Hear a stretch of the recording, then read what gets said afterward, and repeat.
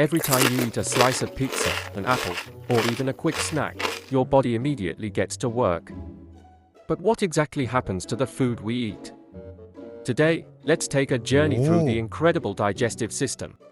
Digestion is the process that turns food into energy and nutrients for our cells. It happens in four main stages.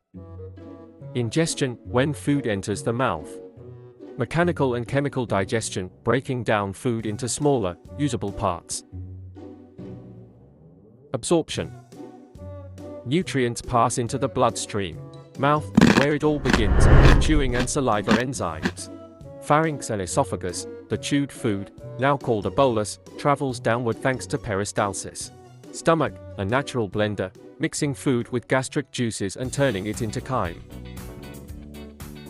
Small intestine, the star of digestion, enzymes and bile finish breaking food down, and tiny finger-like villi absorb nutrients into the blood. Large intestine, reabsorbs water and compacts what's left into feces, ready to be eliminated.